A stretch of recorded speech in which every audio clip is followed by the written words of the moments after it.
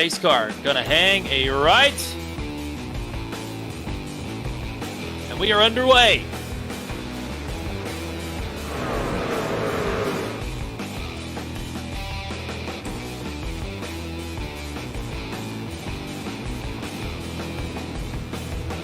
Gunter. Fairly clean. Somebody goes through. I think it was Cole Maxwell that went deep through there in turn one, but really no contact. I think we had a problem even before we came to the green. Something involving Jeremy McKinnon. We might have to take a look at that if we get an opportunity.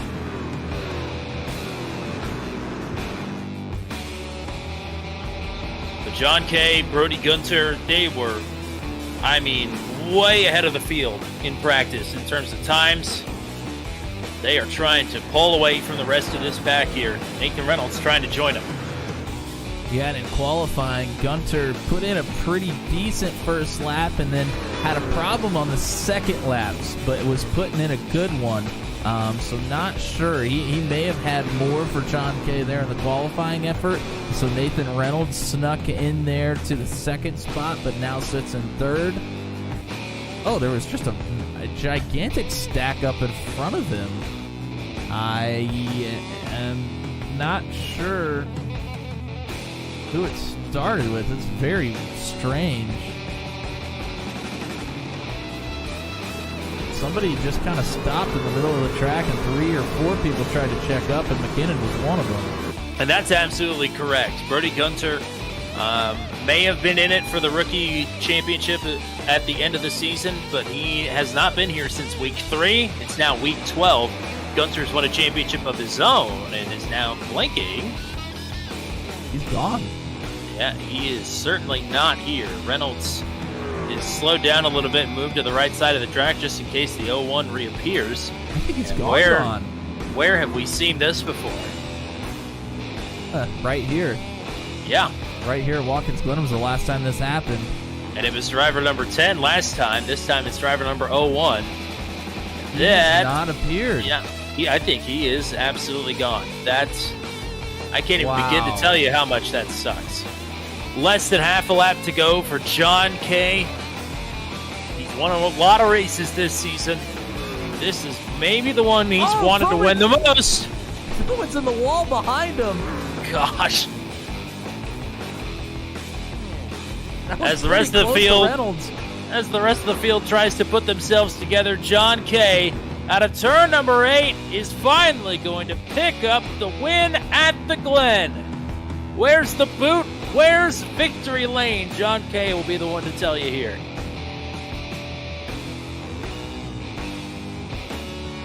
Man, oh man.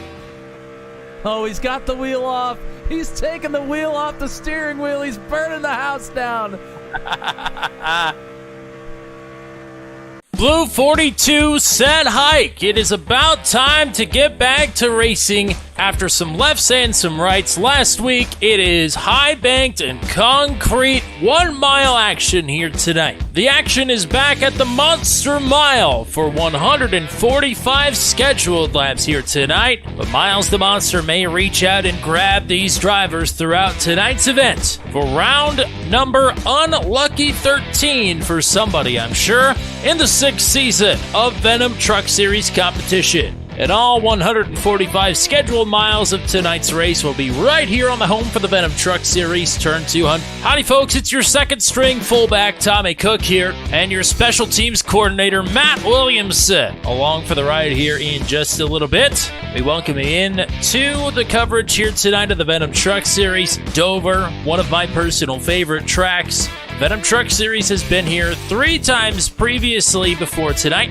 In Season 1, it was won by Jeff Langston. In Season 2, it was won by Ryan Dye. Season 4's affair was won by the current reigning Venom Truck Series champion, Andy Poliski. Langston with a qualifying track record as well.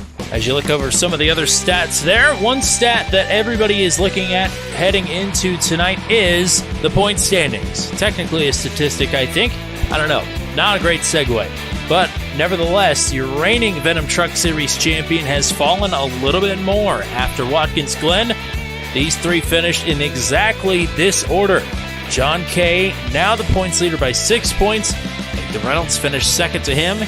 After Nathan Reynolds finished second to John Kay, Andy Poliski finished a distant third and is now in a distant third in the point standings. Nathan Paluota has all but locked up that Rookie of the Season award by this point, but is well out of contention here unless things start to change in a hurry. And things sure can change in a hurry here at Dover. They don't call it the Monster Mile for nothing. 145 laps, Indy. Football is back. 145. And the Venom Truck Series is back at Dover around the turn on turn 200. A blind knight that uses echolocation, viewing the dark, treacherous world through sound. Trapped in a dungeon, endangered by combatants, where hazards lurk around every corner. Make sound to have vision, or don't and be stealthy. Avoid impaling threats throughout the dungeon to escape. Engage with other prisoners. Rogue Knight I've been hearing about. Could you find the key and unlock my cell? Free them to fight back with more allies. Let's take this guy. The Dungeon Labyrinth has many paths and even more traps. Struggle through the darkness to find your freedom.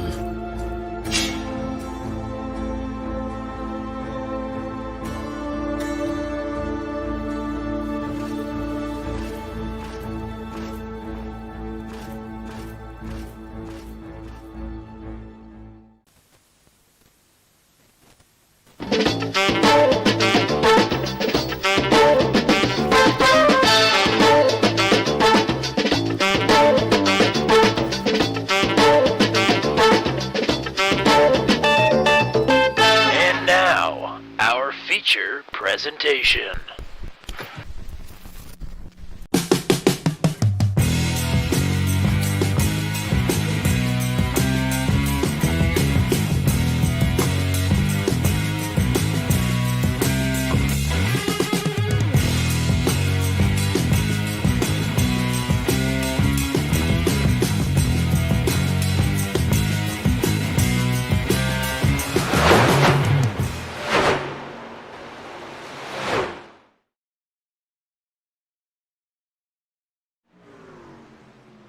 This is the Venom Truck Series from Dover, only on turn 200. Who says Matt Williamson gets to have all the fun? But welcome. Well, we're here. We're here at Dover. It's a bit of a special night for some of the drivers. We got some special paint schemes. We had a special little Easter egg for the viewers of the intro video for Tommy Cook and I. So it's starting off with a bang, and I think there may be some fireworks here at the Monster Mile. Shout out to Farmington Central High School, District 265, one of only 9 high schools in all of the United States to have a farmer as a mascot, and probably one of 9 to be proud of it. Yes, so qualifying is over. We're in the final minutes of our warm-up here. Matt's unique challenges, as always. We were on concrete last night. We're back on the concrete tonight. A little bit smaller, a little bit higher banked. But the one thing I'm noticing here in the warm-up is how rubbered in this track is already. Yeah, I mean, you can see it here on the sim. As we're going through the turns here, you can see the wear on the track already. So I think that'll make it a little bit better for the drivers here tonight. And, of course, we'll look at track conditions and all of that here after we get through the starting lineup in just a minute or two. But I think this is shaping up to be a classic battle of driver versus driver rather than driver versus the track. Of course, the starts here at Dover are pretty wild, so we will have to watch out for those. Lots of special paint schemes on the truck. Lots of different objectives here tonight. Whether they're fighting the track, fighting their opponents, or fighting for points, it's all about to get underway. And the football is back 145 at Dover.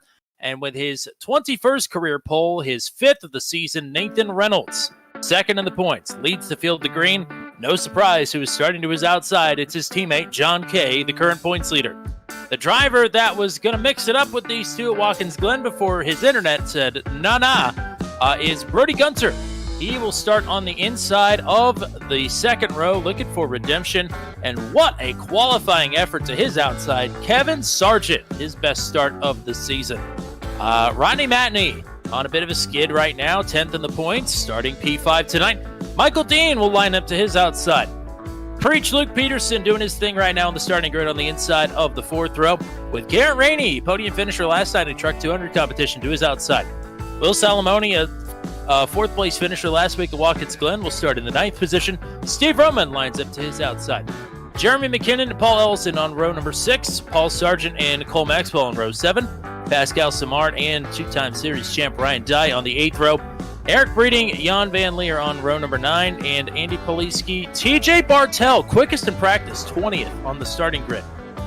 So as we roll through the rest of our starting lineup here, Matt Williamson, what are some of the things we're going to be paying attention to as this race rolls along tonight?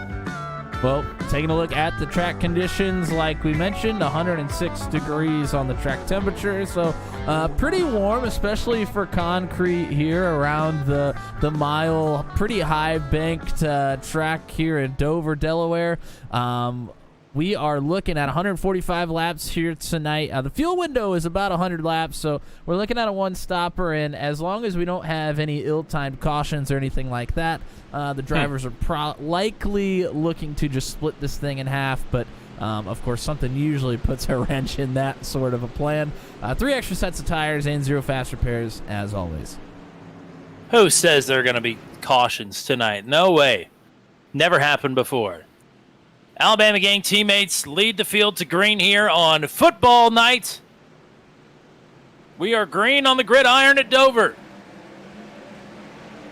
Boy, inside line is stacking up big time in the back of the pack. And the caution is out already. I think we are wrecking. Inside line did not get going. Paul Sargent in particular was one that I saw have to check up really hard, and they stacked up big time behind him. No, Tommy, it is one of your championship contenders. It's Andy Poliski. The front end of that truck is bashed in big time. And you had pointed out that Poliski had to start deep in this field today. And this is already biting him. Let's go ahead and take a look. You mentioned the inside line checked up. Well, that's where Poliski started. He's on the inside line, I believe, in 19th back here. And everybody in front of him just doesn't get moving. I mean, I really don't know what happened with everybody here. I guess I'll try to see if I can get a little bit of a better look at the folks in front of him. I think it does start with Paul Sargent. It looks to me like he is definitely not in the right gear. Yeah, I think maybe Sargent just accidentally started in 4th, and Chad Stearns was the one behind Poliski that got into the back of him. I'm sure Stearns was pretty apologetic over the radio, if I had to guess. But just really not a good way for Stearns to tell if there was anybody checking up there, unless they had talked about it over the radio. But it happened so quick, I'm sure that that wasn't the case. And here's the thing is, on tracks that are 1 mile or longer, you only have one pace lap. If it is 0.999 or shorter, you have 2 pace laps. Maybe Paul was thinking, this drives like a short track. We have 2 pace laps, was in 4th gear, and then, the field is going. It's we've all done it before. Whether that was the case or not, we've all started or restarted in the wrong gear before. I mean, it's just without unfortunate who this one involved. Yeah, definitely. So Poliski, we're watching him here. He is in the pits trying to get some damage fixed. We're gonna continue to monitor this situation throughout the night. Of course, Andy Poliski is actually one of our car inside drivers tonight. So you see him here just kind of hanging out, trying to see if he can get some damage fixed. He's rolling out of the pits now, but man, the front of this thing does not look good. And here's the other thing about this is if the caution comes out before you have taken the green flag, the sim wants to, and one of its only real big bugs, the sim wants to hold you behind the pace car a lap behind the rest of the field. So about half this field is having a black flag right now that will be cleared because of the technical glitch. They didn't actually do anything to get a black flag. So anybody that did not cross the line, it's just another complication here.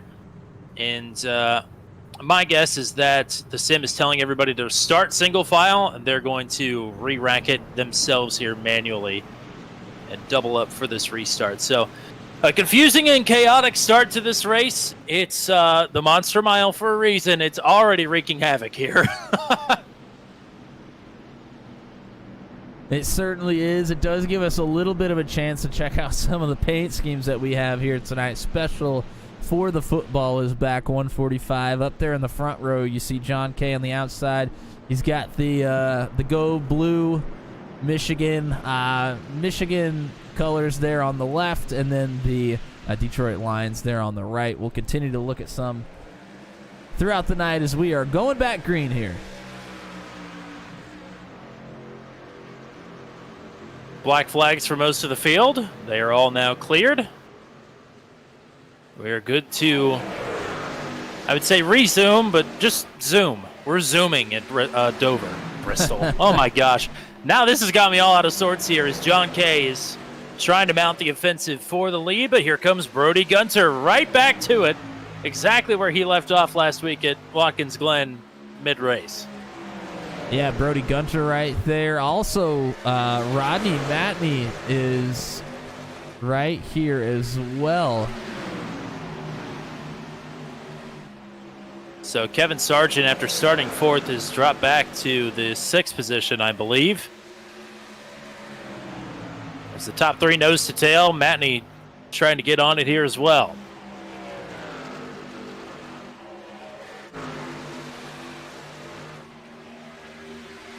And early on in these runs, it's difficult to make any passes. You really have to. But little wiggle out of the 38 of Reynolds. John Kay is going to look to the inside here. makes it a little bit easier when the door gets opened up for you, but Reynolds going to shut it right back into John Kay's face.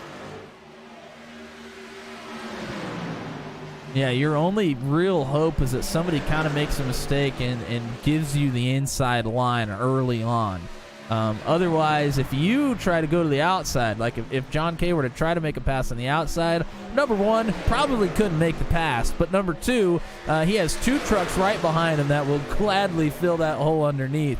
So it's kind of a sit and wait game until you start having some tire fall off here for the fast drivers tonight. Impressed that these four could stay so close together here. And John Kay maybe doesn't want to be as close to these three as he is, and it was a lot closer to Nathan Reynolds there on corner entry. Yeah, John Kay is all over the back of the 38 here, but he knows if he goes to the high side, he is in jeopardy, just like Brody Gunter is right now. Matney saw an opportunity, tried to take it, but will fall back in line. Oh, a little mistake out of the two. Gunter not quite in a position to pounce just yet, but closing back in on the two. John is entering half a lane higher, exiting a full lane higher. A little bit farther back, McKinnon and Garrett Rainey are in a fierce battle right now. Rainey in that 13, the Alabama colors.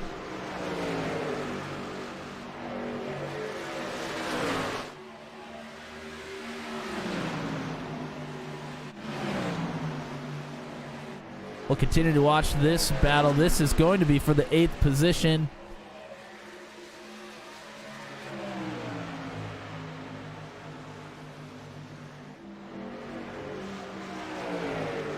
McKinnon just can't quite get clear. He has a bit of an advantage here. Still not clear. And now Salamone will fill the hole underneath the 13.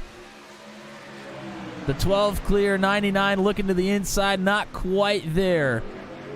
Behind Salamone, about a second behind. In fact, TJ Bartell, fastest in practice, is now moved up into the 11th position. +9 already here coming to lap 15.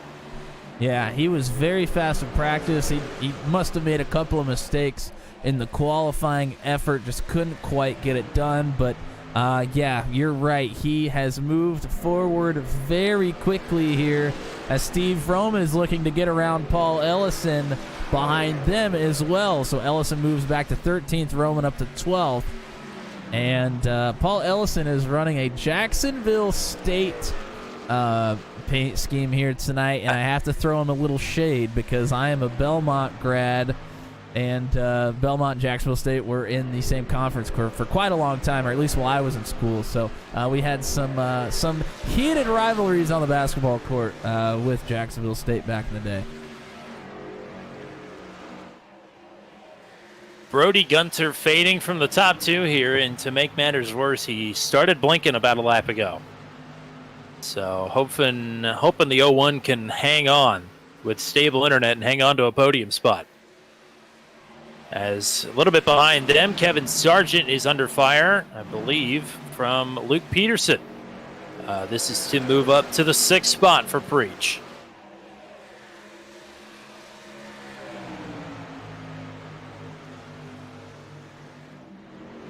Yep, and Peterson, another top 10 qualifying effort this week. His qualifying has been off the charts this season.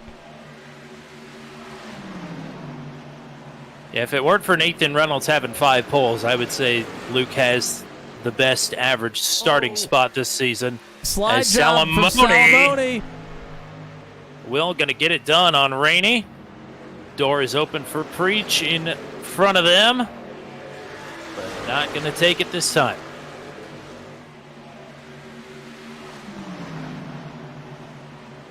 Also, I don't know if we gave a little shout out to Flinky Roberts. He was in the chat just before we got to the starting lineup. There's no guarantee that the winning truck will have 4 tires on it at the end of the race. Not here. Oh, Sargent up into the wall. Kevin, just a little tag. Definitely going to lose some time. Has lost the 6th position to Luke Peterson. Yeah, Peterson had that one easily, and then Sargent just got a little bit tight, got up into the wall. Now, as the tires start to wear, this is about the time that you can't really push as hard as you could the last 20 laps. You're going to have to start really getting some rotation in the corners. Otherwise, you could push that thing up into the wall very, very easily, especially off of turn 4, in my opinion. Well, how you can get pushed up into the wall as if Jeremy McKinnon is going to force you up there like he is right now, working over Kevin Sargent. Sargent going to stay high, give the spot to McKinnon. Pretty well spaced out in front of these guys, but this is the battle for 8th. And now for 9th. The Salamone is through. Rainey looking to go through. TJ Bartell has caught this group now. And he has brought Steve Roman and Paul Ellison and, I believe, Jan Van Leer. Not too far behind. Well, this is where it all goes wrong. If you get stuck on that top side with a train of trucks behind you, that's exactly what's happening to Kevin Sargent right now. And especially since he's been in the wall once already, it's so easy to get up there again. Have to be very cautious on the top side. This is where you're racing the track. Even as the trucks all go by you, being trapped on the top side is a crappy feeling. Certainly not a great place to be.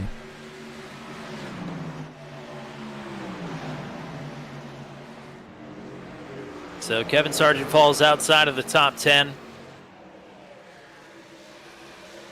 As John Kay has fallen about 1.5 seconds behind Nathan Reynolds. Brody Gunter is about 0.5 seconds behind John Kay. It's another 7/10 back to Rodney Matney in 4th. Michael Dean and Luke Peterson are both closing in on Rodney Matney. So that'll be a battle for 4th if that materializes. Good to see Dino back up in the top 5. I don't know for how much longer, though, because Luke Peterson has a run, and he's taking it to the inside and what?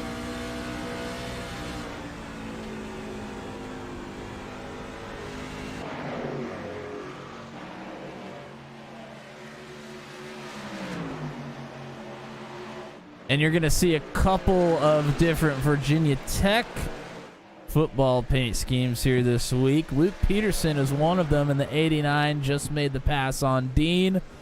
And we were just on board with the other a second ago before we started watching this battle. That is Ryan Dye.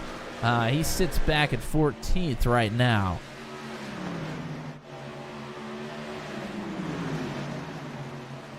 Dye just got past Kevin Sargent. He's up a couple of spots from where he started.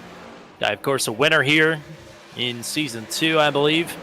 Your Season 4 winner and reigning champion Andy Poliski with that damage at the start of the race. He is all out back by himself in the 27th position. And not too far away from being lapped here. Oh, Bartel sends it way high. Vroman gets by him. Oh, wow. He got lucky that Salamone wasn't able to get underneath of him here. He only loses the one position. So Vroman will move up tonight. Bartel back to 10th. 74 regaining his bearings here.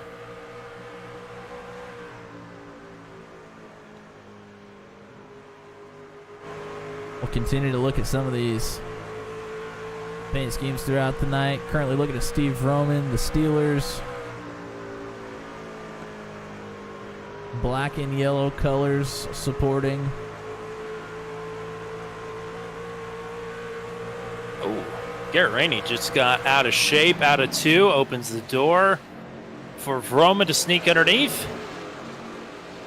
And a slider. Vroman now up to 8th. We're starting to see some drivers struggle. They're getting too hot into these corners and are drifting high. Once you start the ascent up the track, it is very hard to get it under control. And if you hit that wall, odds of you hitting the inside wall are pretty good. Yeah, so easy to get loose after you tap that outside wall. And really, honestly, that inside wall is so close, you can absolutely destroy your race car off that inside wall all by yourself. So you got to be careful. Kevin Sargent trying to stay inside the top 15, but Eric Breeding is going to take that position away. Pascal Samard, Brantley Gainey, Chad Stearns all in tow here as well.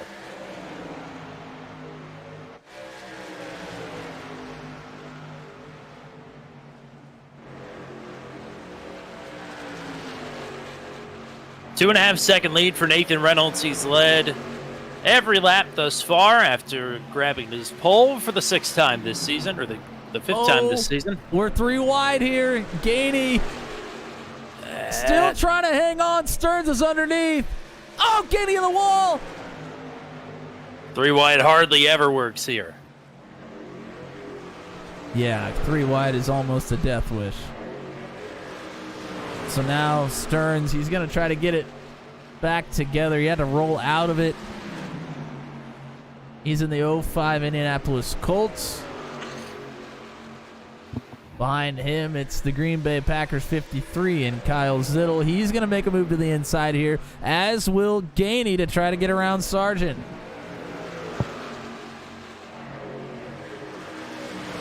Both of them complete those passes.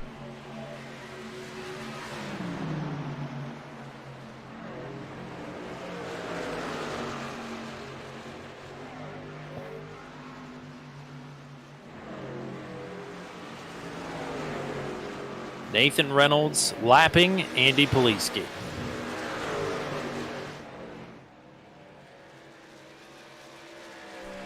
Yeah, I mean, Poliski, I wouldn't say he's had a tough couple of weeks. He just has lost a few points the last couple of weeks. Just wasn't able to get first or second and lost points to both John Kay and Nathan Reynolds. But this one is going to hurt. Worst finish of the season before tonight, well, presumably anyway. 14th at Bristol 2 weeks ago. He finished 3rd last week at Watkins Glen, but he finished 40 seconds behind and lost points to the top 2. But only 3 finishes outside of the top 10 for Poliski. It is sure tracking to be a 4th. And what could be the A nail in his coffin for a repeat championship effort. Paul Sargent is hitting pit road. Pit road here. We talk about some tough pit road entries. This might be the toughest pit road entry. And on top of how difficult it is, pit road speed here is 35. Yeah, it's certainly very difficult. I mean, you're coming off the high bank onto a flat. Now, you're going to enter in the straightaway. You're not going to actually try to get off the high banking, or at least you shouldn't try to, in my opinion. There's probably some drivers that will try it, but it's very, very difficult. I think the easiest thing to do, maybe not the quickest, but the safest thing to do, is to get down on the apron and slow down before the turn. We'll see who elects to try that, as Rodney Matney and Luke Peterson have drawn closer together. Peterson maybe trying to get pass for position done here before pit stops. I would imagine we're still quite a bit away from pit stops for the majority of this field. Yeah, we're at least 30 laps here probably from pit stops for most of these drivers. But both of the sergeants have now hit pit road under green.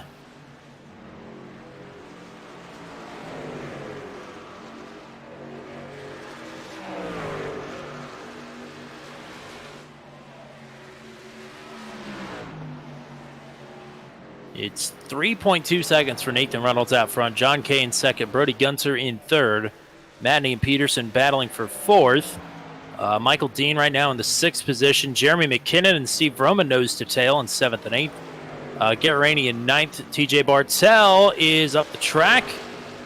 And we'll give the 10th position to Will Salamone.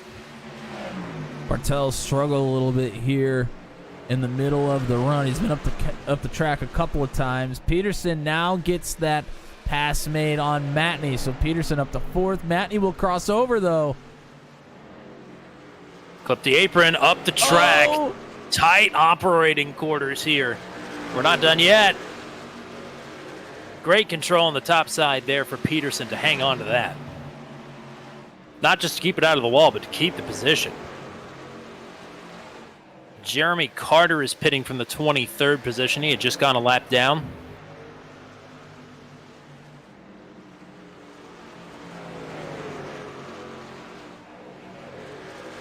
And to TJ Bartell's points, he had absolutely stormed his way up through the field on that restart.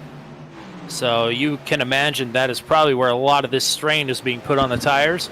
Maybe in conservation mode right now, maybe gearing up to run some sort of alternate strategy, but still losing positions here. Is Kayla McLaughlin hanging out in the chat, as always. Cheering on driver number 22, Brantley Gainey. Up 9 spots to 15th and challenging his teammate Jan Van Leer for spot number 14.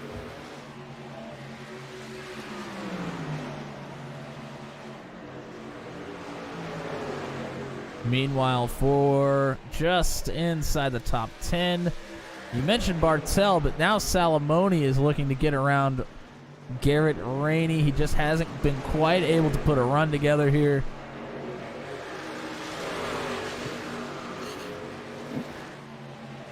TJ Bartell says he is pitting this time. Well, it's an option. Two-stop strategy is certainly an option. I will say that the fall off right now is not quite 2 seconds. It's just under 2 seconds, it looks like, for most of the drivers. So, I mean, that is a significant amount of time, especially around here where your lap times are only 23 to 25 seconds. Here comes Garrett Rainey to pit road. And I think he is being followed in by Ryan Dye. Dye sailed it on a pit road. Certainly is. Eric Breeding has coming in as well. So maybe the strategy isn't a one-stopper here. Maybe it's going to be a two-stop race. All the drivers feel like. And John Kay. I've been proven wrong. Look at this. Whoa, I think Michael Dean tried to get it on pit road, did not get it down in time, will bypass pit road and lose several positions. Man, Michael Dean, he had such a great run going, too.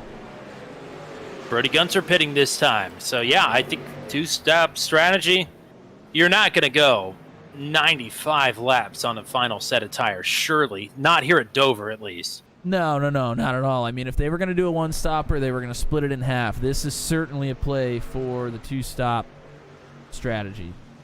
Gunter, Matney, and now Dean on pit road. Pascal Simard follows Dean in. Here comes Nathan Reynolds. From the lead, Nathan Reynolds. Tyler Bergert in behind him as well.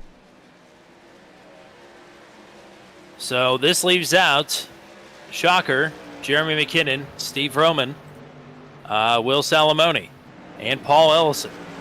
I would not be surprised to see Steve Roman go for a one-stop race here.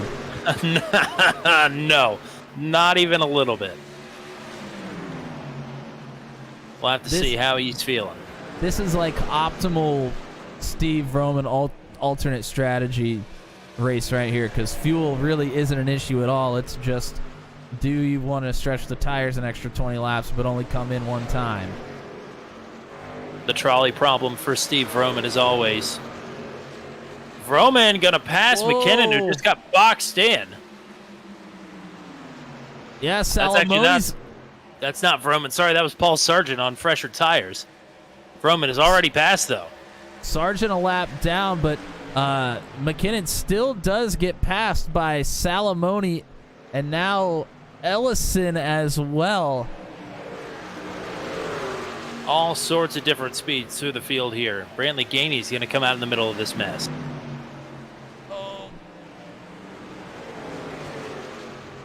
Gainey Good job. Sorry, go ahead. Gainey's trying to get a little heat in those tires before he can really start making his moves. You can see just how much faster he is than Paul Ellison here. Steve Roman not being in a yellow car is really screwing me up for some reason. I don't know why. Jeremy McKinnon is pitting right now.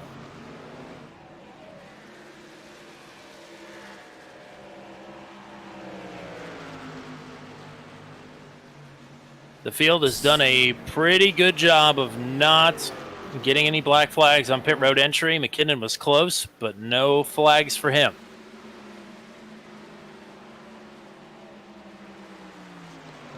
Also to note, Andy Poliski has not come down pit road, but he's one lap down in ninth. Yeah, he's trying to stay out in front of... He's out in front of the folks that will cycle to the lead for right now, but not by much. Will Salamone pitting this time from second. So that'll leave just a handful of drivers yet to come in. Vroman, Ellison, Zittel, Stearns, Maxwell, Rutherford, and Poliski.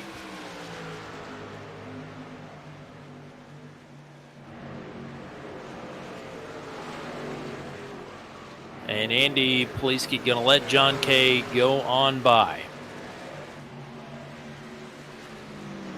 And Nathan Reynolds and Purdy Gunter. The gap right now from Vroman back to John Kay is about 27 seconds. And Vroman, if he wants to split it in half, will have to go another 12 or 13 laps. But he is going to hemorrhage a lot of time between now and then.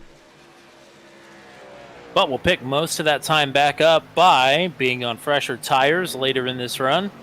And then not having the benefit of another pit stop for everybody else. So this, if all plays fair, we don't have a caution. This could get pretty cool here strategy-wise. Vroman has a podium finish here at Dover back in Season 2, finished third. Like to do two better here tonight. He's never won on a track shorter than a mile and a half. And you're going to see John Kay and Nathan Reynolds go around right now. That puts them back on the lead lap, so they'll have to go one more time around to actually make a pass for the lead.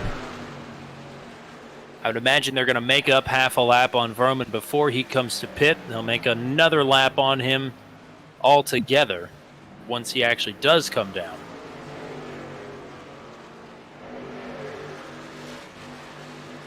Kyle Zittel, Cole Maxwell give up their positions and come down pit road.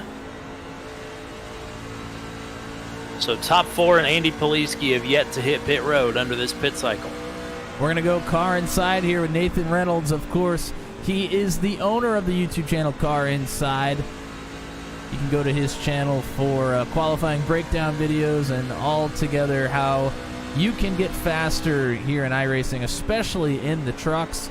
He was right behind the 2 of John Kay and is closing in again here. He actually had to get off the throttle a little bit, and now he has a run. This is what will be for the lead. Major traffic that they're trying to navigate here. John Kay just had to pull in right behind him, really nowhere to go.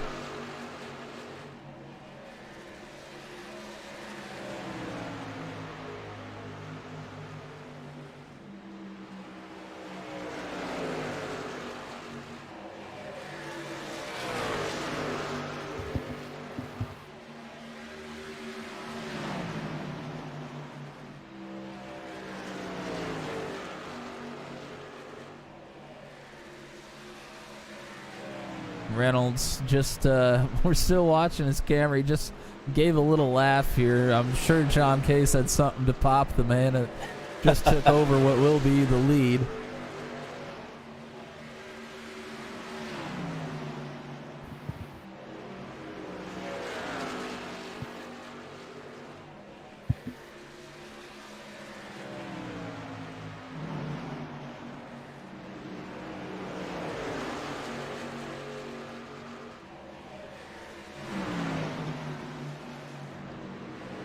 Go ahead. We only showed him for a second. We'll go ahead and go Car Inside with Ryan Dye here as well. After the pit cycle, Dye has cycled out to 12th for right now. Of course, 4 drivers have not come into pits still. That's Roman, Ellison, Stearns, and Rutherford. But even getting up into the top 10 is going to be a big pickup here for Ryan Dye. He was riding just inside of the top 15 before he came into pit. So yeah, definitely. Steady climb.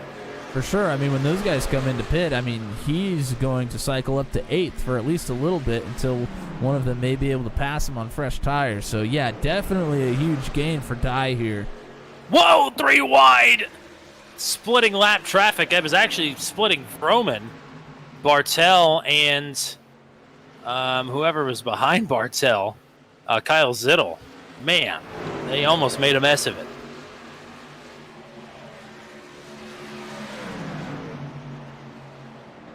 Zittel underneath Bartel. That is not for position, however.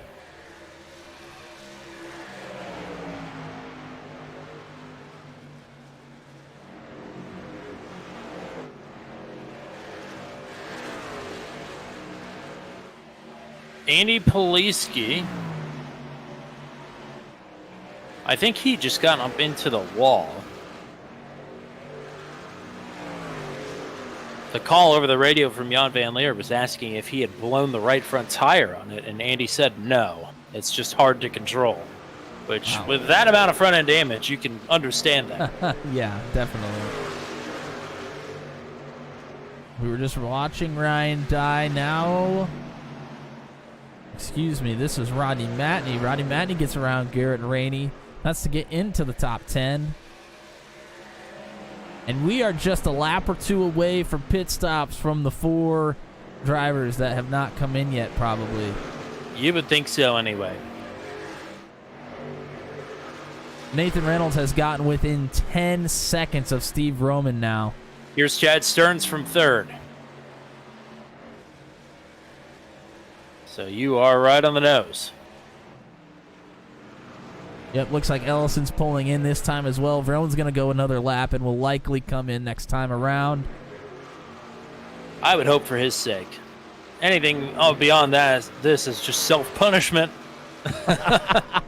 I'm sure he's got a number he's chasing, though. And other than the number 1 at the end of this race. He bypasses pit road here. Interesting. Maybe we are across halfway now officially.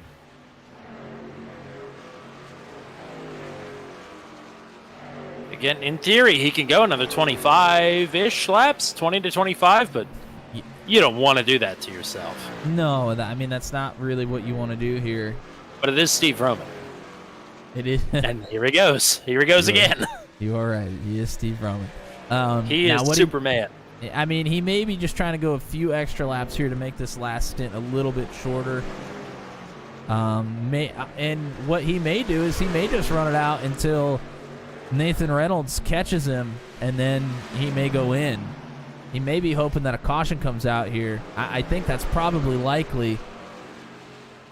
Well, Reynolds right now lapping about 0.8 of a second quicker than Nathan Reynolds. So in theory, he's got another 10 laps or so before Reynolds will catch him and pass him. I think it might even be more than. I think it might be less than that. I think it's going to be here. Oh yeah, it was 1.3 seconds or so. Roman is pitting right now. So there you go. Lap 76 is when Super Steve will finally bring it down to 35 miles an hour and head for some 4 fresh Dr. Feelgoods. Wow, and he deserves them. Yes. Now, I will tell you, Corey Rutherford still has not come in. Rutherford, he has stretched this thing out farther than Steve Roman. Rutherford had a great strategy at Homestead, and it was awarded a top 10 off of it. So maybe looking for that same kind of magic tonight. Who knows? But Nathan Reynolds has assumed the lead. John Kay 3 seconds behind. Bertie Gunter still in third. Andy Poliski to pit road. Yeah, Andy Poliski now down pit road. I keep forgetting that he hadn't come in because I have a pit count on him, but that was on the second lap when he took that damage. Oh, problem! Out! I think it's for Paul Sargent. I'm not too sure Paul Sargent didn't blow a right front tire. It almost took Jeremy McKinnon out with him. I'm not sure what happened after that contact because I had just gone back to look at it. Sargent already jumped to the pits. He was just trying to get out of everybody's way, but the caution flies regardless. And he was already in the wall here. Let's go ahead and back it up. And you know what? He was actually just coming out of the pits, so I'm not sure what happened there. Actually, it all started before that. I think if you back it all the way up, I'm not sure he was coming out of the pits. He had smashed into the wall twice. Now, he had just come out of the pits about a lap before this. So he gets loose out of the corner, hits the inside wall, and then he can't turn. Oh, he has front damage to the wheels or the toes or something, and he just literally can't turn left. He's just wall riding this thing. And as he tries to come to a stop, he kind of drifts down the racetrack a bit. Wow. Man, oh man. I'm not sure that could have turned out any worse for Steve Roman. No. Yeah, certainly not. He is 1 lap down. I don't think he's in position for the lucky dog.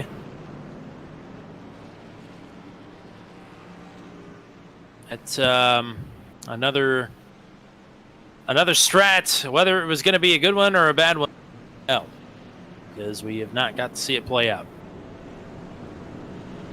But we will see, I think, if he is going to get his lap back here.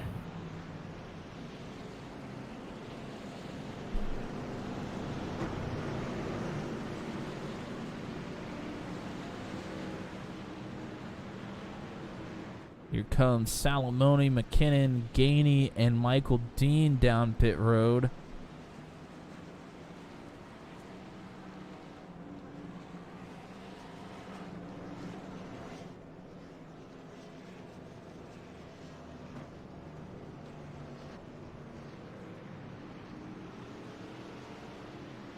Did not see anybody go around the pace car, so I'm going to assume it was either Jan Van Leer or Brantley Gainey that got the free pass.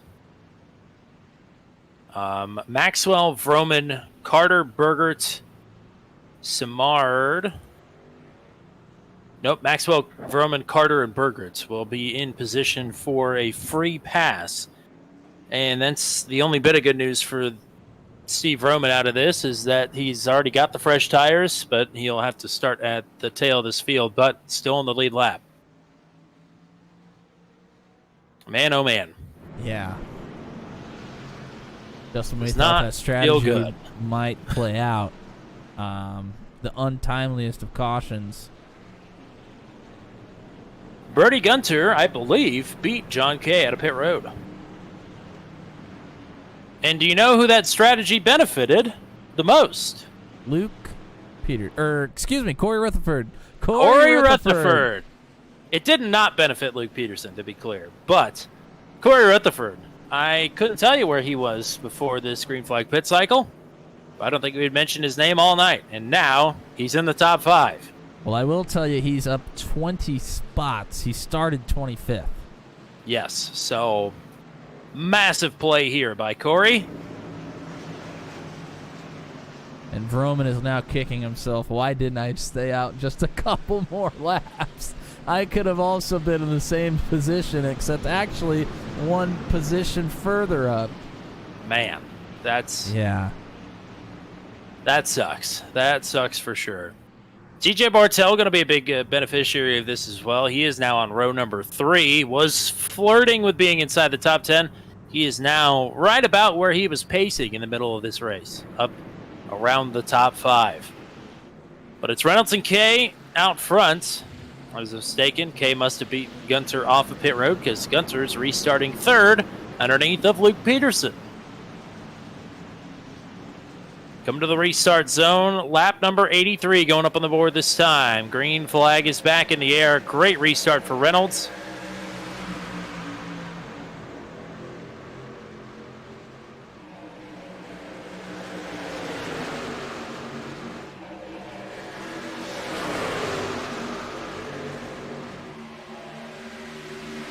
Big traffic, 2x2 just inside the top 10 here. Top 6 single file battling for 7th. Rainey gets past Rutherford. Rutherford and Breeding now battling side by side. Oh boy! I think Breeding got up into the wall, but is still going to take the spot from Corey Rutherford. Oh, Salamoni in the wall! Rutherford now going to be bounced from the top 10, maybe. Ryan Dye battling to his outside. Rutherford looking a little loose there on the bottom. As up front, John Kay underneath him, Nathan Reynolds trying to take the lead away. And might have some help from Brody Gunter behind. Gunter rolls out of it, gonna let these two duke it out for the top spot. Oh! Looked like a little bit of door slamming there out of the corner. Richard Childress over the radio says, "Don't wreck my race cars," I'm sure. Still side by side. Brody's got to be loving this. You boys use that up. Go for it. I'll be here waiting. Lap truck. I think it's Pascal Samard trying to stay out of the way. It's a really good job of keeping it down on the apron there at full speed.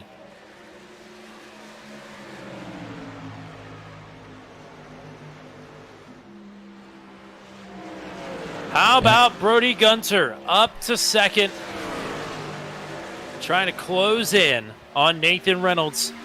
It's his 5th start of the season. He started the first 3 races in a row. Best finish of 10th at Daytona. Only short track start of his career was at North Wilkesboro. Suffice to say, it did not go well. Was running in this 2nd position at Watkins Glen last week, blinked out of the session, and now he's back here. And behind them, Bartell. He's been trying to pass Garrett Rainey for 6th for a number of laps now. Bartell was actually up in 5th. Peterson's gotten around him. Now Rainey trying to do the same. Move up to the 6th position. Bartell giving him a heck of a fight here. Bartel is clear for now. Rainey looking for a crossover. He'll have the positioning.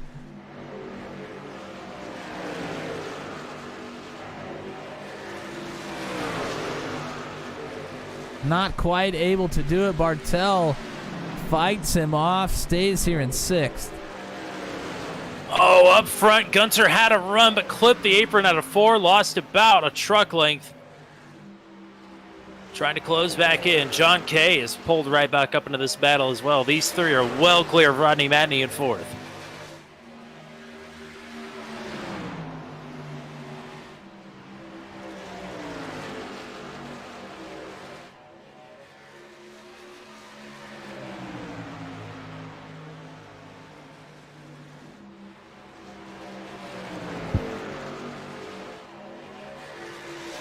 Close quarters in the top 3, close quarters just outside of the top 5. This is Dover, baby. That's why we love it. It never fails to disappoint, I will say. So Bartel fends off Garrett Rainey now, trying to pull back up on Luke Peterson, who himself is closing in on Rodney Matney. Battle for the top 10 rages on back here. Ryan Dye, Jeremy McKinnon, Will Salamone, and Jan Van Leer. All here together. You do see Kyle Zittel there in the 53, but unfortunately he is a lap down.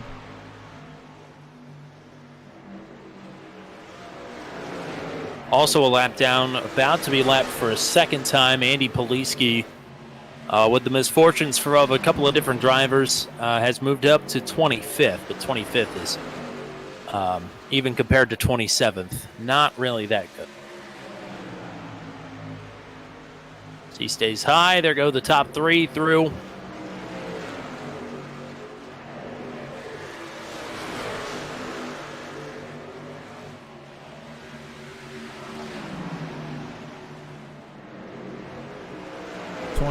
Jeremy Carter, he's looking to come back into the pits. Carter a lap down in 21st, hits pit road. Wow! Chad Stearns, Brody Gunter, John Kay, all nearly just came together. That was awfully close. That has cost Gunter and Kay a ton of time in relation to Reynolds. Bartel's got back around Peterson now, so Bartel back up into a top 5.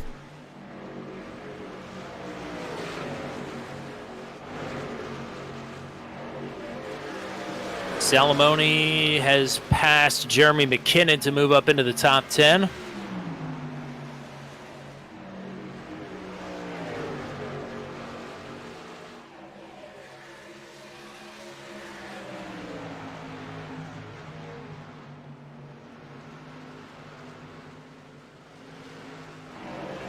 Tyler Bergert's in front of the leaders here, says he is hitting pit road this time.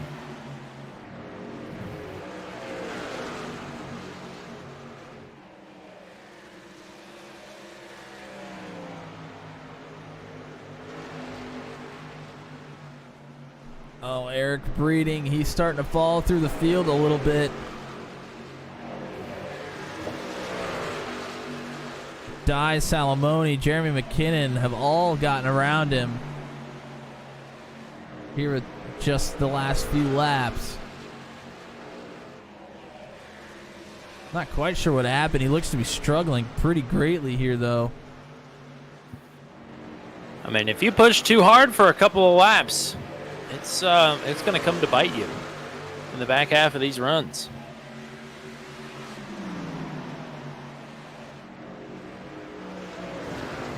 Both of the Indianapolis Colts trucks have pits now in the last 2 laps. First it was Chad Stearns, now it's Kyle Dumig. Not sure if that is a sign of things to come for the Indianapolis Colts this season. Yeah, that was probably a bad omen around a Colts paint scheme here tonight. Yes, 0 for 2, just like the Indianapolis Colts are going to start. I don't know why the Colts in particular are drawing my ire here, but that's just how I'm feeling right now. Well, their front office has been a dumpster fire. So I can imagine why. Shout out to our friend Casey, who is in for a tough season. Not saying either of us are not, but he has a better chance of getting the first draft pick. We'll say that. Yeah, can't wait to hear about it every week either. Yes.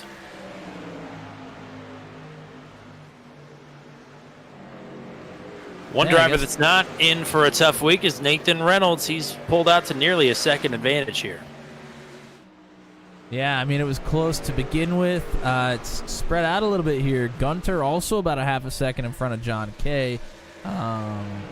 We have seen John Kay have some really good long run speed, so he may be kind of taking it easy here for a minute before we get down to this last stint.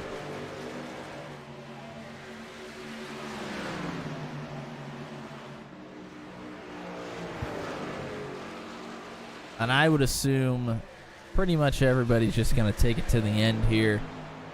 This last run, if they all do, is going to be about 65 laps. So it's about 15 laps longer than they ran the first one, or at least most of the drivers did anyways. Steve Roman is just past Eric Breeding to move up to 13th. Making the best out of a bad situation, storming up through the field. Still feels bad. Not sure he was in it for the win, but certainly was going to be better off than outside of the top 10. I don't know. He gets those fresh tires. He's going to gain some time, and then he doesn't have to come down pit road again. I'm not saying he wasn't not in it for the win, but we'll never know. Unfortunately, because I was very much looking forward to it. I don't know if we've ever seen a bold Steve Roman strategy play out fully without being interrupted by a caution. I want it so badly. I do too. What? Let's just run it back at Dover here again next week. What do you say? Yeah. We're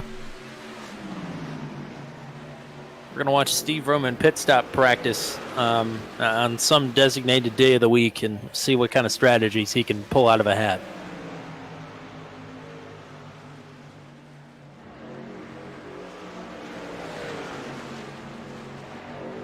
So, top 5, Nathan Reynolds, Brody Gunter, John Kay, Rodney Matney, and TJ Bartel. Bartel has caught his Raging Moose Racing teammate. They'll be battling for 4th here momentarily. Luke Peterson in 6th, Garrett Rainey in 7th. Ryan Dye in 8th. He is being caught by Will Salamone rather quickly. And Jeremy McKinnon right now rounds out your top 10. He's got Michael Dean right behind him in 11th, and Steve Roman reeling all of them in 12th. Yeah, Roman was right up against the bumper of the 73 just a couple of laps ago. Cooled off a little bit, but Dean went high there in that turn. Roman may have a run. Haven't really talked about Michael Dean much here today, but he's been inside the top 10 all night. But he's starting to slip backwards a little bit here.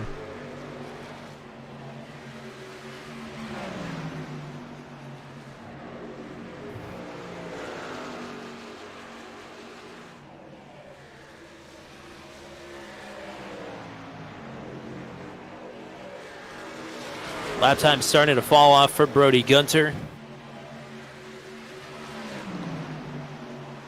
John Kay, Rodney Matney are both a little bit quicker than the 01 right now.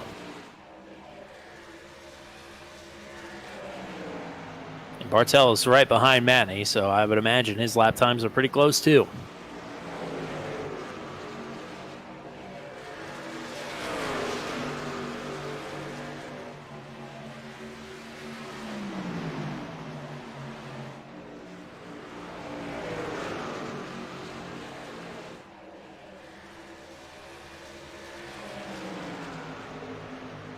Bartel, huge run. He takes it on the inside of the 83. This is for 4th, Bartel.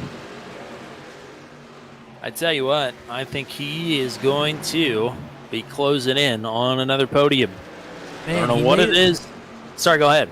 No, he made it look so easy. He created that run very specifically by running more of the middle of the track through the middle of the corner and then arcing it down towards the bottom to get that big run off the banking. He just made it look so easy.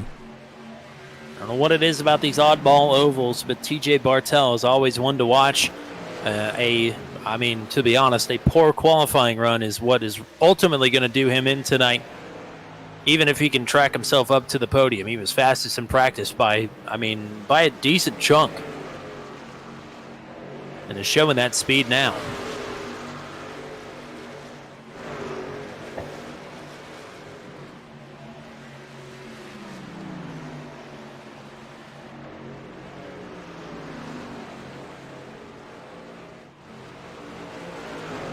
Brantley Gainey back in 14th.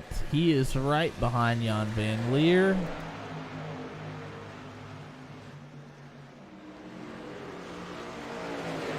He's been reeling in the 5, looking to make a move here quickly.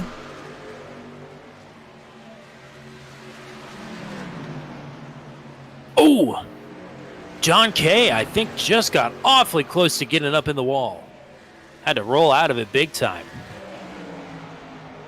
Now he is mired in lap traffic here. Holy cow. And Peterson's got around Rodney Matney as well, so Matney is slipping here a bit. Bartel continues to march forward. He will get through on Cole Maxwell. We haven't talked about Maxwell much tonight. He's sporting a Clemson Tigers paint scheme. All right.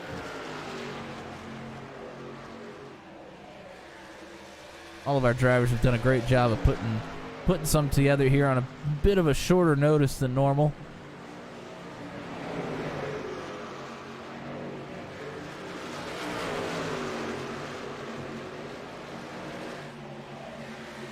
And Salamone. Sorry, go ahead. Salamone's right here with Garrett Rainey as well. Oh, that is close. Nearly contact there in the middle of the corner.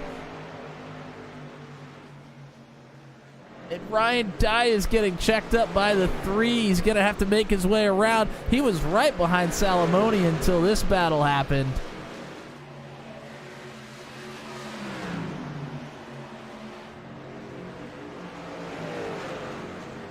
Rainey clear.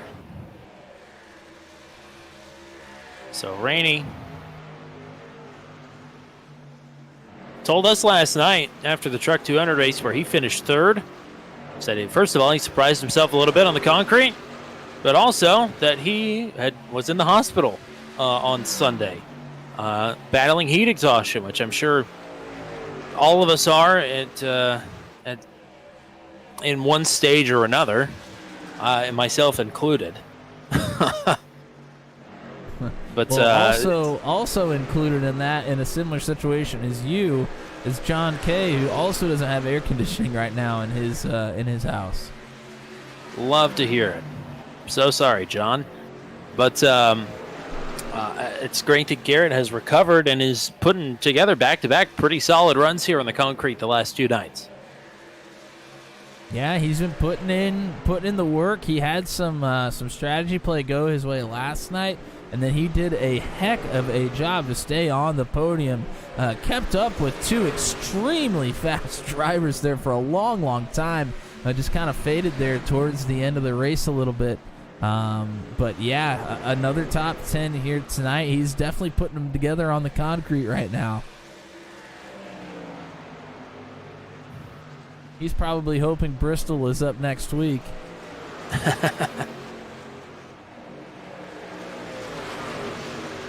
So 20 to go for the race leader, Nathan Reynolds.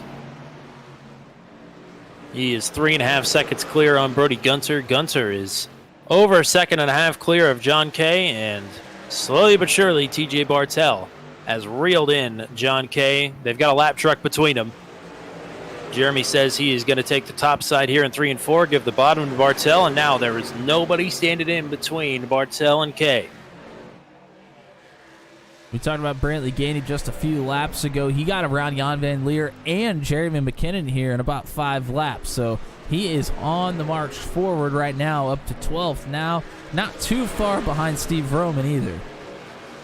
Another driver that had pretty good pace in practice, but did not get the qualifying effort that he was looking for. Has had to put in a lot of work. He's up 12 spots from where he started and continuing to move here in the final laps of tonight's race at Dover. Oh, problems for Cole Maxwell. I think he has just slammed the wall at turn 2 and picked up a meatball flag. Yeah, Maxwell had been struggling there a bit. Rodney Matney continues to move backwards. Salamoni's underneath. Ryan Dye nearly pushing Salamoni in front of the 83. Dye looking to fill the hole and get this spot as well.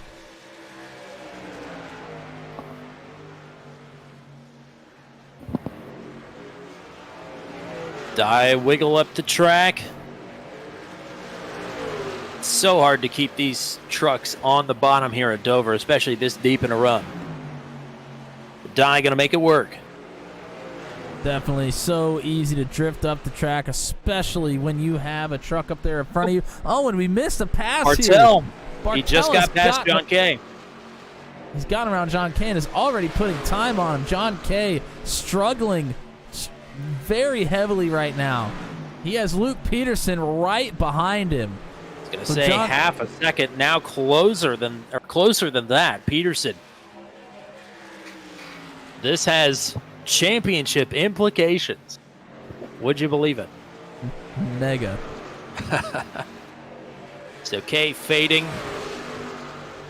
I think Brody Gunter at this rate is secure in the second position, but Bartel up on the podium, plus 17. An outstanding drive. Here goes Peterson to pass his teammate and gets it done. So move Peterson up to 4th. John Kay back to 5th. Now another 2.5 seconds or so back to Garrett Rainey. We'll have to see. There is time left.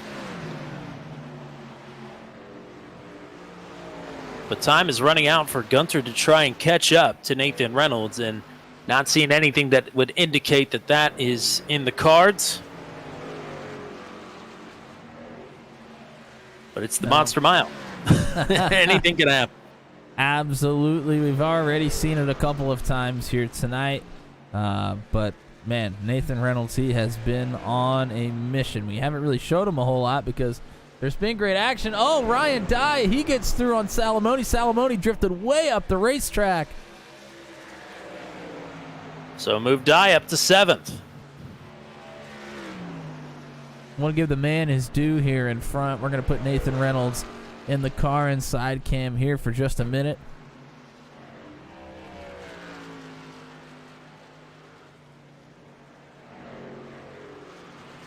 And you know, it's Daytona week. That link is in the description. I know you mentioned it already, but good to point out. There are going to be people who want to start up front every single race at Daytona and not have to deal with the riffraff. The best way you could do that is to take the tips and tricks, from Nathan Reynolds at Car Inside. And Ryan Dye's just gotten past Garrett Rainey, so is Will Salamoni. I think Rainey just had to make a big save and lost a couple of spots. Wow.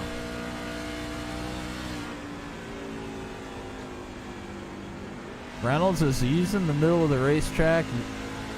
Really not getting off the throttle as much as I thought he might have to, but you can hear the tires underneath screaming a little bit. They are going to be at a low percentage after this run. I shudder to even think of it.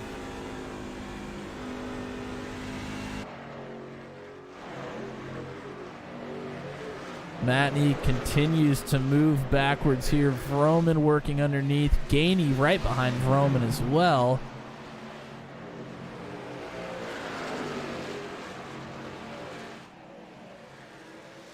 TJ Bartel is hundredths of a second quicker. Oh, problems for Jeremy McKinnon. He has just smacked the wall. I think he's got a meatball flag. And he is right in front of your race leader. Reynolds will go by him here on the bottom. New damage model gives these drivers floppy wheels. I would imagine if McKinnon is still out and driving that he has not got a floppy wheel, but certainly something is busted on this 12. Michael Dean, Garrett Rainey, they are going to war here. You already mentioned Rainey. He's been in trouble here the last few laps. Got passed by Diane Salamone. Now Michael Dean will get around him. Oh, and he's in the wall. Ooh. He was able to save it. He nearly got loose and chased it down to the bottom of the racetrack, but he's able to corral it. And behind these two, Steve Roman in the 10th position is going to catch them here shortly. Here comes Luke Peterson. He's looking to get around Bartel. All right. Battling for the final spot on the podium. Peterson underneath. Tight quarters. Bartel sends it in a truck length deeper on the outside. Oh, he's close to the wall. Man. Couldn't fit a sheet of paper between the 74 and the wall. And Peterson going to get it done. Wow, what a drive.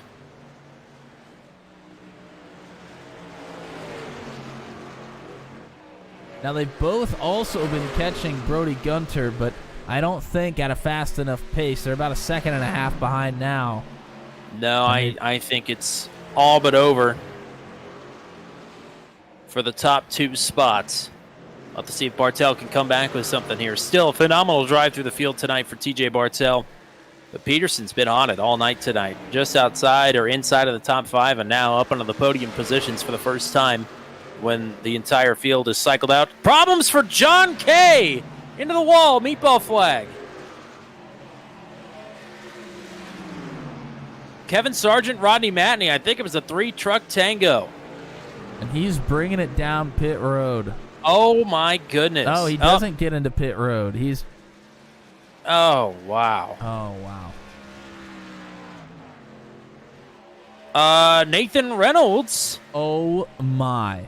Is not on the track. Oh, he's back. Oh, he's back. Oh, my gosh. Oh. What is happening?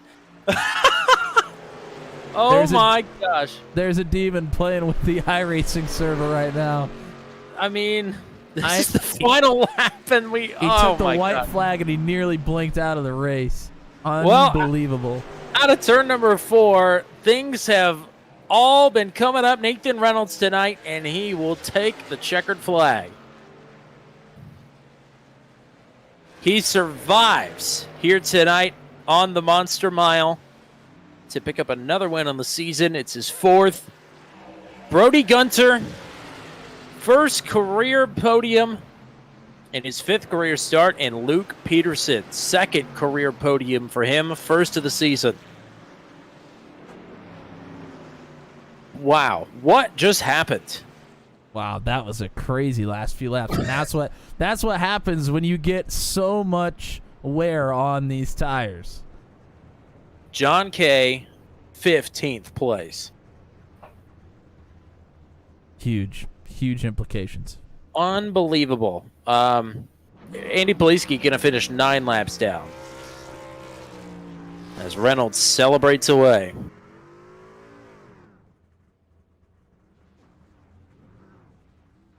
In that blink, I think I lost Nathan Reynolds' camera feed also. He must have had a big outage or like a big blip.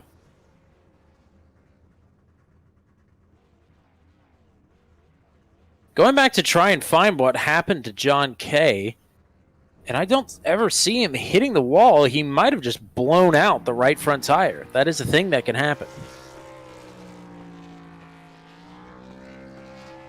But still going to celebrate here with his teammate who walks away with the victory tonight as he languishes at the end of the race. Wow.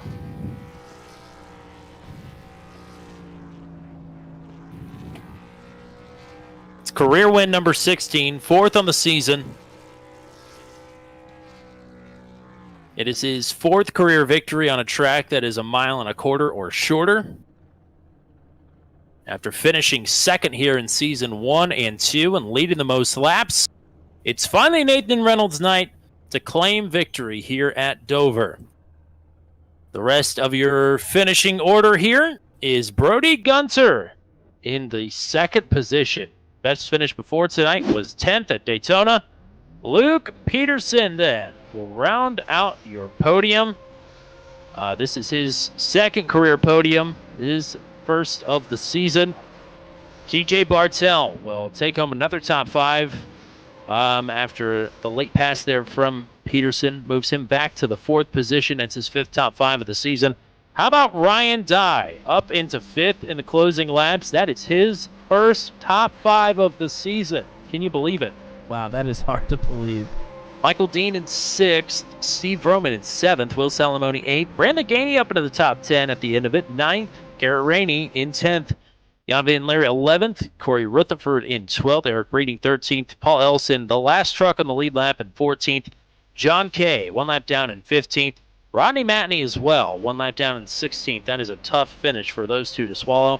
Kyle Zittel then will finish 1 lap down in 17th, Tyler Berger 2 down in 18th, Kevin Sargent 2 down in 19th, Kyle Dumick 3 down in 20th, Jeremy Carter 21st, Cole Maxwell 22nd, Jeremy McKinnon 4 down in 23rd, Pascal Samard in 24th.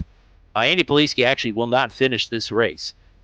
16 laps down in 25th. I believe that is his 5th career DNF finish in 80 starts. So that's a tough result in the thick of this championship battle. Chad Stearns 26th, Paul Sargent 27th, and Gary Clark in 28th. All DNFs for them as well. Now, to cheer things up, we'll talk to, I think, a couple of happy drivers here. I would imagine there's a big smile on this man's face here. So we get serenaded by the Macho Man, Randy Savage. It's Preach Luke Peterson, 2nd career podium. Welcome back to Booth 200, partner. How are we feeling there after a hard charge in Dover? I'm thinking that if I could have had one more lap, I might have had Brody. Now, I ain't cocky or anything, but I went from 1.5 seconds to 0.2. I was trying, but man, that was a ball. I mean, what was the difference maker for you at the end of the race? You just seemed to have it and everybody else didn't. I don't know. I ain't no soothsayer of tires, but for some reason I seem to be able to save pretty good. And if you noticed, I would drop back 2 or 3 spots at the start. And by the time we pit, everyone else's tires would be in the 20s. Mine were in the 60s. So I was in the 40s at the end, and we had people blowing tires. So that made all the difference. Well, you're going to have people knocking down your door for some tire tips. That's for sure. Matt, what do you got? Man, congratulations on this. I mean, what a run you had. You also had the right side of the strategy there as well. When that caution comes out, what are you thinking as we're going into this last, I think it was about a 65 lap, I guess you could call it a dash, but not really a dash to the finish? As usual, this Alabama gang and Superkick guys are going through strategy, and we were having discussions of either cutting it in half and trying to run it out or seeing if we could run it the whole way. And I pretty much told them at the beginning, I mean, I'm gonna run it out because my tires, I'm not as good at the beginning of the run as I am at the end. So I pitted, committed, whatever happened, and I was praying that there was no caution at the end of it, as hard as I pray at the beginning, I tell you that. Well, congratulations, partner. Another podium for you here. You've been racking and stacking the top 10s here and top 5s through the season. Anybody you want to shout out or thank you tonight? As usual, shout out to my beautiful wife, who always thinks that I forget her. She's amazing, helps me do everything. Shout out to mom and dad and my sister. Shout out to the Alabama gang and Superkick. Without those boys, I would not be where I am. I guarantee you that. And shout out to the amazing announcers. I don't know who these guys are, but I get to race great races on Monday nights and get good commentary on Tuesday nights. It's a blast. Total scrubs. Total scrubs. I tell you that. How are we feeling about Auto Club next week? Well, I finished 3rd in the Truck 200 audition race over there, so feel pretty good about it. I would agree with you. I'm looking forward to seeing you and hopefully getting you back up here in the booth. What do you say? I'd say I'll be right here, but maybe a few more spots up. How about that? That sounds good to me. Congrats on the P3 here tonight. Thank you, boys. We come now to our first Booth 200 appearance for your runner-up finisher here tonight. It's the 01 of Brody Gunter. His 5th career start, takes his 1st career podium. Welcome to the booth, partner. Congrats on a P2 here tonight. Hey, thank you guys very much. Thank you for having me. Were you surprised maybe that you had as much pace as you did? I don't know why you would be, but were you? Well, definitely a little surprising. I mean, these guys are very good. Nathan smoked me. I had nothing for him the entire race. I felt like I had competitive speed with John the entire race, but toward the end, kind of killed all the tires, and Luke almost got me there at the end. It's got to feel especially good tonight, considering how things ended for you abruptly last week. Yes, sir. It's been a amazing season. I think my best finish till now was 10th place because I didn't finish Atlanta or completed the laps at North Wilkesboro. And then, like you said, yeah, Watkins Glen probably have been a good race for me if that didn't happen at my power flickering. Matt, what do you got for a runner-up finisher here? Well, congrats on the P2. I also want to congratulate you on a great run last week before your power kind of went kaput on you. But a heck of a run here tonight. Is there another track? I feel like you might have a good chance at Auto Club next week at another place where you got to kind of watch the tires too. How are you feeling? I mean, I'm definitely looking forward to Auto Club, Charlotte too. I mean, yeah, my main thing's just tires. The real life thing is how I transfer over to iRacing, but I think I'm figuring it out. This is the best I've done here at Dover, period, as I usually get to like lap 10 and I'm in 20th place, so this is usually this was a good race for me. I think at one point I had the fastest lap of the race. I don't know if maybe someone else took it down, but my spotter kept giving me the lap times of Nathan, and he was 2 tenths faster than me every lap. Well, a fantastic run for you here tonight. Anybody you want to thank or shout out? CJI Graphics, Work in Progress Racing, and Broke Guy Racing. They've helped me a lot this season. So, yes, you are the only driver that had a lap in the 22-second bracket this race. So you come away with the purple lap here tonight. You're also another driver that I have a feeling we're talking to a lot on Wednesday nights coming up here as the defending ASRL champion. So looking forward to more Booth 200 appearances for you to come. But congrats on the P2 here tonight.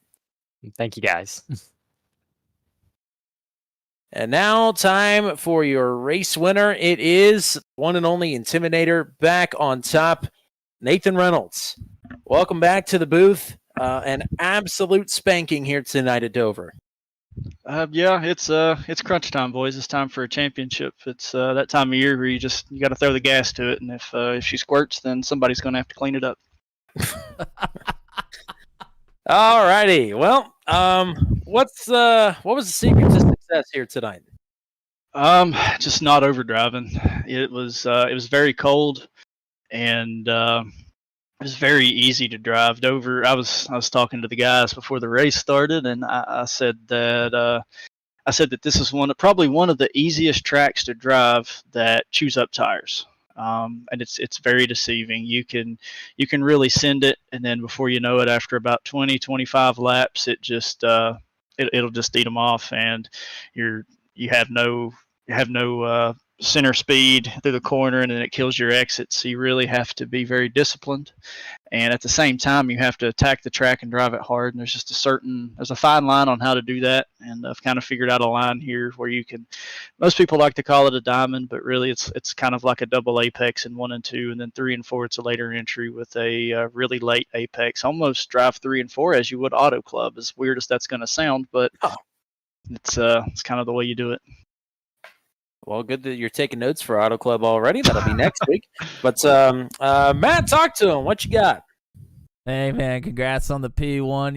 You're sitting here talking about how easy it is to drive, and you just got to take it easy. But, I mean, in the reality of it, it's not easy to take it easy when you got some guys breathing down your necks, especially when you have restarts in the back half of the race. How do you kind of contain yourself from trying to push too hard when you got some drivers restarting right next to you and right behind you?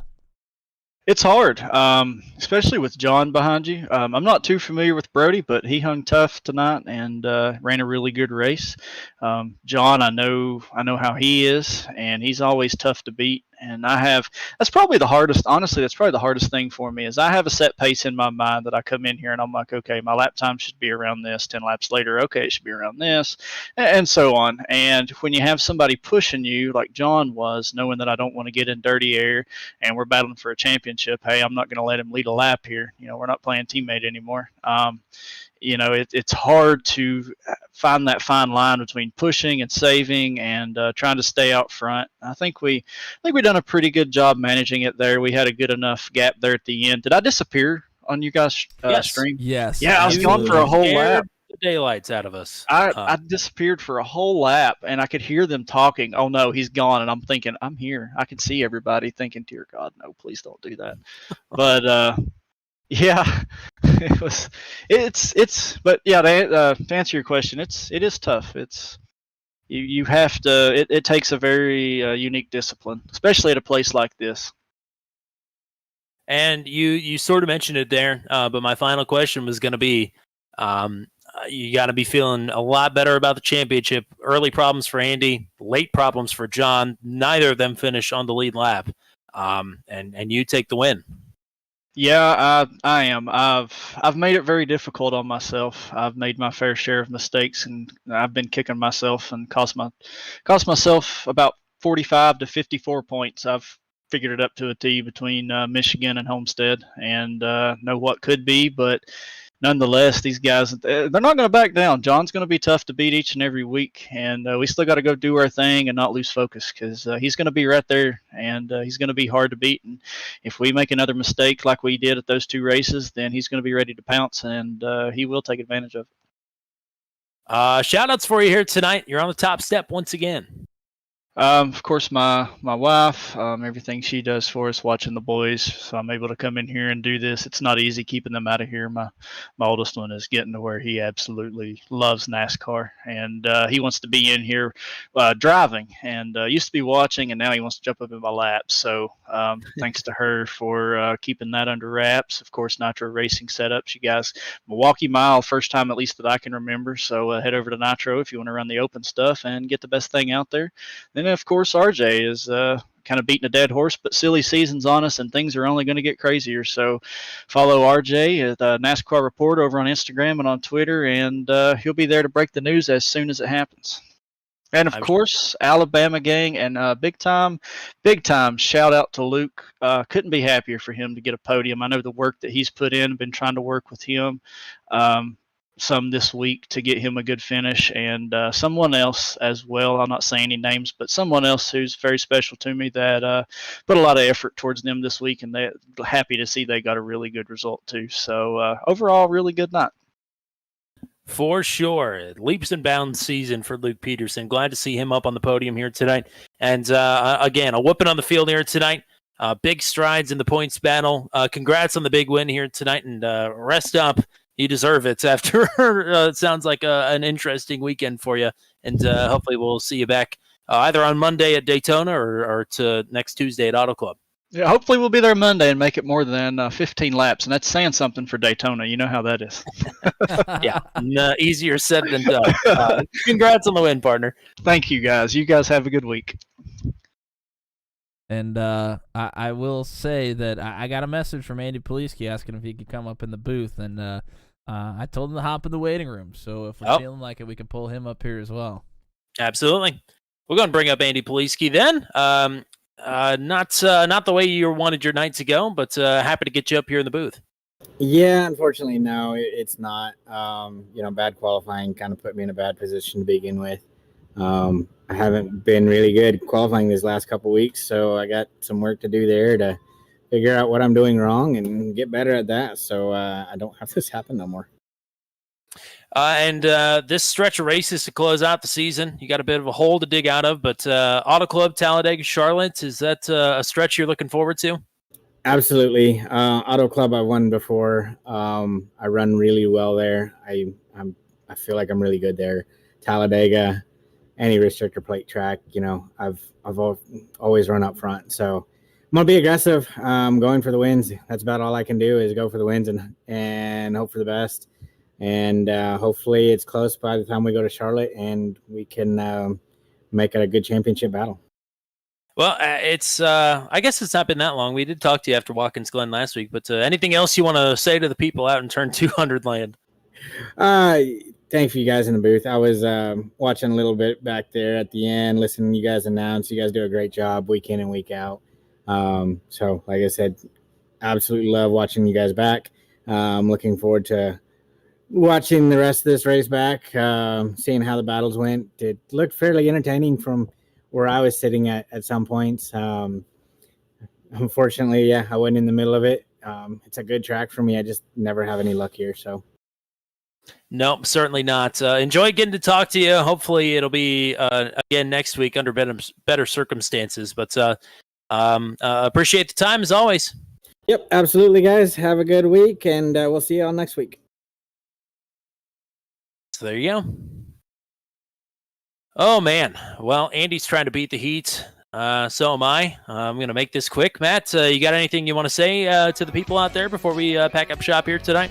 Oh, well, I always like to thank the great folks that chat here with us as the night rolls along. Tonight, Flinky was in the chat a little bit. Missed him here in the actual field tonight, but hope that you're doing well there, Flink, and hope that you will be back here pretty soon. Caitlin McLaughlin always cheering on Garrett Rainey, and ICR giving some shout-outs to their drivers. Also, a shout-out to Luke Peterson, and then Michael Dean and Brantley Gainey, some shout-outs from Insert Coin Racing. So thanks to everybody that came out and was watching and chatting with us here tonight.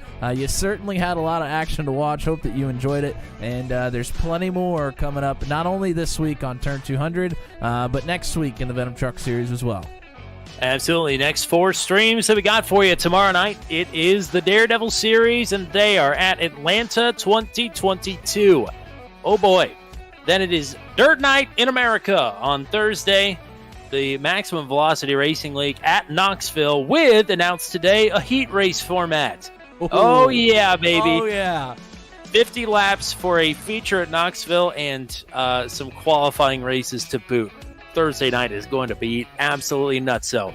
Monday night, Truck 200 is back there at Daytona. Speaking of nutso, that's going to be wild. And it's always wild when we can get trucks at Auto Club, and that is exactly what we intend to do. Next Tuesday night for the Venom Truck Series, yet to be named, Auto Club Night Race, 85 laps the distance, though. That is going to be a whole bunch of fun. To make sure that you are here and on time for it, be sure to scroll down and hit that subscribe button on your way out of the stream here tonight. We appreciate it very much. And if you like the stream as well, we would also appreciate that. We have an announcement coming on Friday. So keep your eyes peeled, or ear, I don't know. That feels like it's not phrased correctly, but stay tuned, basically. And the best way to do that is to join our Discord. Link to that is in the description as well.